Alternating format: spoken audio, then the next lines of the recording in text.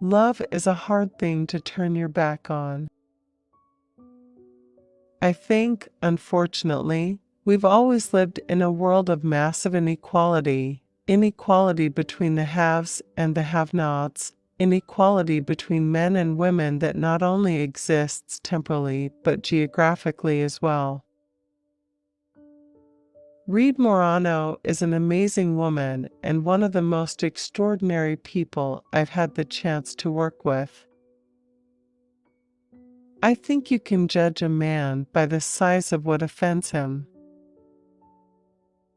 It's hard for men sometimes to talk about feminism, just as it's hard for people who aren't from ethnic minorities to talk about racial prejudice.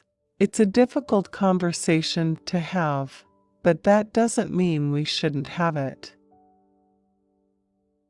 I love doing my own stunts, and so, as much as the insurance people would allow me, I would get involved.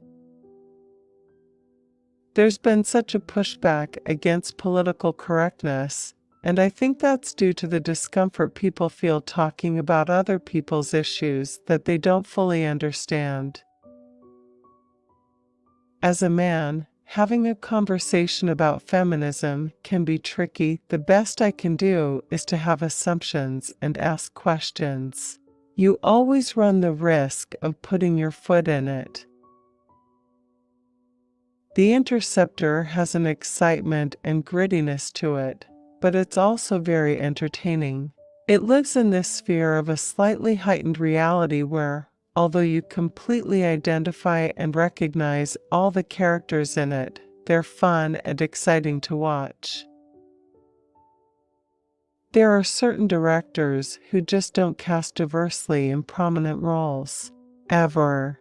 Often it's just because they don't have a diverse social circle, so they don't think of black or brown people as husbands, best friends, bosses. Handmaids is the most profound television I've had the privilege to be a part of. I'm interested in colorblind hiring of directors, producers, and writers. Go to the source. Then we won't need to have conversations about colorblind casting. The Interceptor is gritty, but also entertaining. The action is great as well. I think what often happens when people leave their spouse for someone else is they tend to go for the opposite of what they already have. When representation of the LGBT community was much more scarce in the media, I think there was some kind of pressure to encapsulate an entire community in a single character. This can often be a fast track to generalization and stereotypes. I think the two main tools actors have are the imagination of what other people have gone through, to connect with and through research, and there's one's own experience. We all fail, and we all have weaknesses. I think that's what helps us relate to characters we see on TV or read in books, is that we recognize our frailties within them and maybe don't feel so alone. We get to learn from their mistakes. My family are quite academic, and I was set to study economics and politics at university. We moved back to Britain for my secondary education. As a younger man, I thought the best thing art could do was to challenge people's mindsets, and I still do. But I've come round to the value of entertainment. A show like The Interceptor, which gives the audience that release, after a hard day of just sitting down and enjoying themselves, that adds value to lives, too. Oakland's got a lot of character. I really want to do Broadway. My full name is Olatunde Olateju Olaolorun Fagbenle. I was named after my grandfather. It's Yoruba, which is, like, southern Nigeria. I feel like within each of us is a million different people that we could reveal and that we can be sometimes. And for me, the process of acting isn't so much about finding the person outside of myself and mimicking them, but rather releasing parts of myself and adding them to the character. As an actor, you can't play a flashback. You can't play someone's memory. You just have to play each circumstance as if it was real and understand that person's point of view. I think when YouTube first came out, everyone was thinking people were just going to watch 5-minute shows from now on, and that people didn't have the patience anymore to watch longer programs.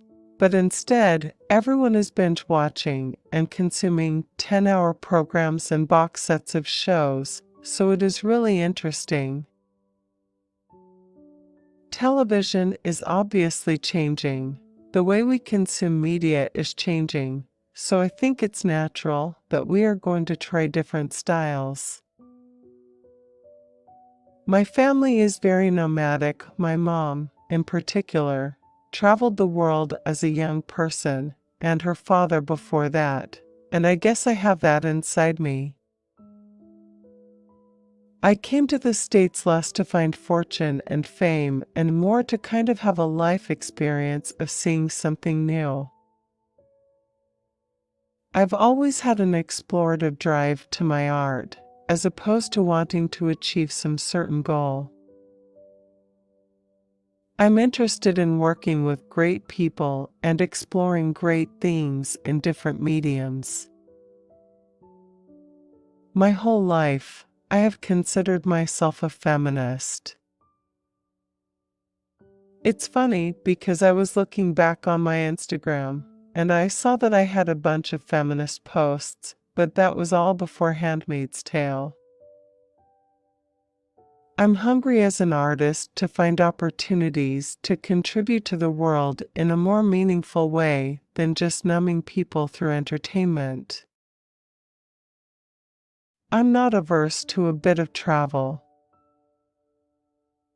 The older I get, the more I dance like my dad, and I'm finding that suddenly cardigans are becoming more attractive to me. Words can be an act of reductionism. I think what we forget is that everybody loses when we keep unnecessary privilege. The cost to society overall is much greater. We've seen from shows like Game of Thrones that the book can become a seed, which you plant in the ground of great TV creators, and it can sprout out into a big tree.